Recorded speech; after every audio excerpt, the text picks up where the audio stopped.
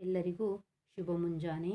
ಮೊದಲನೇ ಸೆಮಿಸ್ಟರ್ನ ಆಧುನಿಕ ಕನ್ನಡ ಕಾವ್ಯ ಆಧುನಿಕ ಕನ್ನಡ ಕಾವ್ಯ ಭಾಗದ ಮೊದಲನೇ ಕಾವ್ಯ ಹಚ್ಚೇವು ಕನ್ನಡದ ದೀಪ. ಈ ಹಚ್ಚೇವು ಕನ್ನಡದ ದೀಪ ಕಾವ್ಯ ಭಾಗವನ್ನು ಡಾಕ್ಟರ್ DS ಕರ್ಕಿಯವರು ಬರೆದಿದ್ದಾರೆ. ನಾನು ಈಗಾಗಲೇ ಡಾಕ್ಟರ್ DS ಕರ್ಕಿಯವರ ಪರಿಚಯವನ್ನು ಸಹಿತ ಮಾಡಿದ್ದೀನಿ. ಇನ್ನು ಅವರು ಬರೆದಂತಹ ಪದ್ಯ ಹಚ್ಚೇವು ಕನ್ನಡದ ದೀಪ.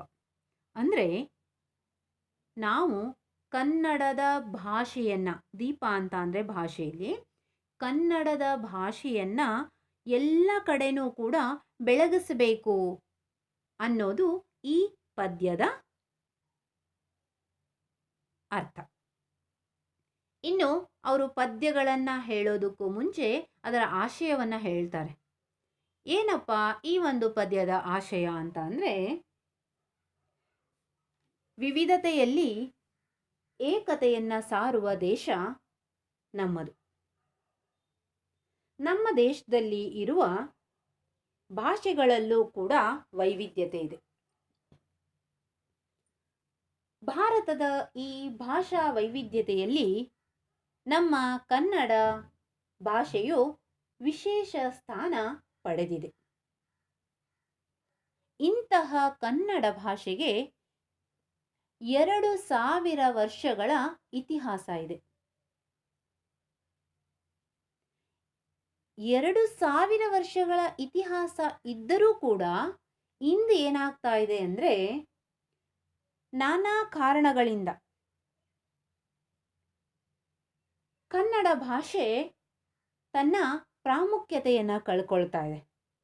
ನಾನಾ ಕಾರಣ ಅಂದರೆ, ನಾನಾ ಕಾರಣದಲ್ಲಿ ಅನ್ಯ ಭಾಷೆಯ ವ್ಯಾಮೋಹ ಆಗಿರ್ಬೋದು, ಪರಭಾಷೆಯ ಪ್ರಭಾವ ಆಗಿರ್ಬೋದು, ಇವೆಲ್ಲವೂ ಏನಾಗ್ತಾ ಇದೆ, ಇಂದು ನಮ್ಮಲ್ಲಿ ಇದ್ದದ್ರಿಂದ ಕನ್ನಡ ಭಾಷೆ ತನ್ನ ಪ್ರಾಮುಖ್ಯತೆಯನ್ನು, ಅಸ್ತಿತ್ವವನ್ನು ಕಳೆದುಕೊಳ್ತಿದೆ ಅಂತ ಹೇಳ್ಬೋದು. ಇದನ್ನು ಪುನಃ ಸ್ಥಾಪಿಸಬೇಕು. ಹೇಗೆ ಸ್ಥಾಪಿಸಬೇಕು ಅಂತ ಅಂದರೆ, ಎಲ್ಲರ ಮನೆಗಳಲ್ಲಿ ಕನ್ನಡದ ಭಾಷಾ ಪ್ರೀತಿಯನ್ನು ಬೆಳಗುವಂತೆ ಮಾಡಬೇಕು ಎಂಬುದು ಈ ಕಾವ್ಯ ಭಾಗದ ಆಶಯ. ಅದಲ್ಲದೆ ಡಾಕ್ಟರ್ DS ಕರ್ಕಿಯವರ ಅಭಿಪ್ರಾಯ. ಹೇಗೆ ಅವರು ಕನ್ನಡದ ದೀಪವನ್ನು ಬೆಳಗಿಸ್ರಿ, ಕನ್ನಡದ ಭಾಷೆಯನ್ನು ಪಸರಿಸ್ರಿ ಅಂತ ಹೇಳ್ತಾರೆ ಅಂದರೆ, ಈ ಪದ್ಯ ಭಾಗದ ಮುಖಾಂತರ ಅವರು ಏನು ಮಾಡ್ತಾರೆ, ಓದುಗನಿಗೆ ತಿಳಿಸ್ತಾ ಇದ್ದಾರೆ. ಪದ್ಯವನ್ನು ನೋಡೋದಾದರೆ, ಹಚ್ಚೇವು ಕನ್ನಡದ ದೀಪ, ಕರುನಾಡ ದೀಪ, ಸಿರಿನುಡಿಯ ದೀಪ, ಒಲವೆತ್ತಿ ತೋರುವ ದೀಪ. ಹಚ್ಚೇವು ಕನ್ನಡದ ದೀಪ. ನಾನು ಹೇಳಿದೆ, ಅನ್ಯ ಭಾಷೆಯ ವ್ಯಾಮೋಹ ಆಗಿರ್ಬೋದು, ಪರಭಾಷೆಯ ಪ್ರಭಾವ ಆಗಿರ್ಬೋದು, ಅಲ್ಲದೆ ನಮ್ಮೊಳಗಿರುವಂತಹ ತಿರಸ್ಕಾರ ಮನೋಭಾವ, ಕೀಳರಿಮೆಯಾಗಿರ್ಬೋದು, ಇವುಗಳಿಂದಾಗಿ ಏನಾಗ್ತಾ ಇದೆ, ಕನ್ನಡ ಭಾಷೆ ತನ್ನ ಅಸ್ತಿತ್ವವನ್ನು ಕಳ್ಕೊಳ್ತಾ ಇದೆ. ಆದರೆ ಈ ಕನ್ನಡ ಭಾಷೆ ಶ್ರೀಮಂತ ಭಾಷೆ.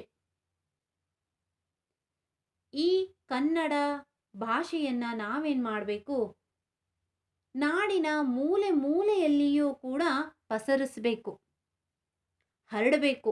ಈ ಶ್ರೀಮಂತ ಭಾಷೆಯನ್ನು ಎಲ್ಲ ಕಡೆಯೂ ಹರಡಬೇಕು, ಎಲ್ಲ ಕಡೆಯೂ ಪಸರಿಸಬೇಕು. ಕನ್ನಡ ಭಾಷೆ ಪರರೂ ಗೌರವಿಸಿ ಪ್ರೀತಿಸುವ ಹಾಗೆ ಕನ್ನಡ ಭಾಷೆಗೆ ಏನು ಮಾಡಬೇಕು, ಶಕ್ತಿ ತುಂಬಬೇಕು ಅಂತ ಹೇಳ್ತಾರೆ ಡಾಕ್ಟರ್ DS ಕರ್ಕಿಯವರು. ಹೇಗಪ್ಪ ನಾವೊಂದು ಭಾಷೆಯನ್ನು ಉಳಿಸುವಲ್ಲಿ ಪ್ರಯತ್ನ ಮಾಡಬೇಕು, ಹೇಗೆ ನಾವು ಸಮೃದ್ಧವಾದಂತಹ ಭಾಷೆಯನ್ನು ನಿರ್ಮಾಣ ಮಾಡಬೇಕು, ಅದಕ್ಕೋಸ್ಕರ ಏನೆಲ್ಲ ಪ್ರಯತ್ನ ಮಾಡಬೇಕು ಅನ್ನೋದನ್ನು ಮುಂದಿನ ಚರಣಗಳ ಮುಖಾಂತರ ಕರ್ಕಿಯವರು ತಿಳಿಸ್ತಾರೆ. ಬಹುದಿನಗಳಿಂದ ಮೈ ಮರೆವೆಯಿಂದ ಕೂಡಿರುವ ಕೊಳೆಯ ಕೊಚ್ಚೇವು, ಎಲ್ಲೆಲ್ಲಿ ಕನ್ನಡದ ಕಂಪು ಸೂಸಲಲ್ಲಿ ಕರಣ ಚಾಚೇವು. ನೋಡ್ರಿ, ಸಮೃದ್ಧವಾದಂತಹ ಭಾಷೆ ನಮ್ಮದು, ಶ್ರೀಮಂತವಾದಂತಹ ಭಾಷೆ. ಇಂತಹ ಭಾಷೆಯನ್ನು ಪುನಃ ನಾವು ನಿರ್ಮಾಣ ಮಾಡಬೇಕು. ಇಂತಹ ಭಾಷೆಯನ್ನು ಪುನಃ ನಿರ್ಮಾಣ ಮಾಡಲಿಕ್ಕೆ ನಾವು ಪ್ರಯತ್ನ ಮಾಡಬೇಕು. ಹೇಗೆ ಪ್ರಯತ್ನ ಮಾಡಬೇಕು ಅಂತ ಅಂದರೆ, ತುಂಬ ದಿನಗಳಿಂದ, ಬಹಳ ದಿನಗಳಿಂದ ಏನಾಗ್ತಾ ಇದೆ, ಭಾಷೆಯ ಬಗ್ಗೆ ಇರುವ ತಿರಸ್ಕಾರ ಮನೋಭಾವನೆ ಎಲ್ಲರಲ್ಲಿಯೂ ಇದೆ. ಎಲ್ಲರಲ್ಲಿಯೂ ಅಂದರೆ ಕೆಲವರಲ್ಲಿ ಇದೆ, ತಿರಸ್ಕಾರ ಮನೋಭಾವ ಇದೆ. ಈ ತಿರಸ್ಕಾರ ಮನೋಭಾವನೆ ಎಂಬ ಕೊಳೆಯನ್ನ ಏನು ಮಾಡಬೇಕು, ತೊಡೆದು ಹಾಕಬೇಕಂತೆ, ತೆಗೆದು ಹಾಕಬೇಕಂತೆ. ತೆಗೆದು ಹಾಕಿ ಎಲ್ಲೆಲ್ಲಿ ಕನ್ನಡದ ಕಂಪು ಸೂಸಲಲ್ಲಲ್ಲಿ ಕರಣ ಚಾಚೇವು ಅಂತ ಹೇಳ್ತಾರೆ. ಎಲ್ಲೆಲ್ಲಿಯ ತನಕ ಕನ್ನಡ ಭಾಷೆಯನ್ನ ವ್ಯಾಪಿಸಬೇಕು, ಕನ್ನಡದ ಭಾಷೆಯನ್ನ ಪಸರಿಸಬೇಕು.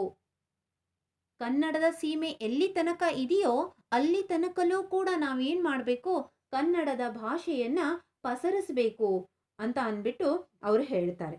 ನಡುನಾಡೆ ಇರಲಿ ಗಡಿನಾಡೆ ಇರಲಿ ಕನ್ನಡದ ಕಳೆಯ ಕೆಚ್ಚೇವು. ಸಹಜವಾಗಿ ನಡುನಾಡಿನಿಂದ ಹಿಡಿದು, ನಡುನಾಡು ಅಂತ ಅಂದರೆ ಕರ್ನಾಟಕದ ಮಧ್ಯಭಾಗವಾಗಿರ್ಬೋದು, ಹಾಸನ, ಚಿಕ್ಕಮಗಳೂರು, ಇದರಿಂದಲೂ ಹಿಡಿದು ಬೆಳಗಾವಿ, ಬೀದರ್, ಗಡಿನಾಡಿನ ತನಕ ಅಂತ ಹೇಳ್ತಾರವರು. ಗಡಿನಾಡಿನ ತನಕ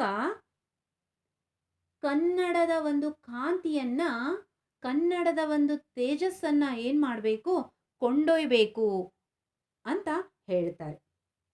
ಮರತೇವು ಮರವ ತೆರದೇವು ಮನವ ಎರದೇವು ಒಲವ ಹಿಡಿ ನೆನಪ ನರ ನರವನೆಲ್ಲ ಹುರಿಗೊಳಿಸಿ ಹೊಸೆದು ಹಚ್ಚೇವು ಕನ್ನಡದ ದೀಪ. ಸರಿ, ನಡುನಾಡಿನಿಂದ ಗಡಿನಾಡಿನ ತನಕ ಎಲ್ಲ ಕಡೆನೂ ನಾವು ಏನು ಮಾಡಬೇಕು ಅಂತ ಹೇಳ್ತಾರೆ, ಕನ್ನಡದ ಕಾಂತಿಯನ್ನ, ತೇಜಸ್ಸನ್ನ ಕೊಂಡೊಯ್ಬೇಕು.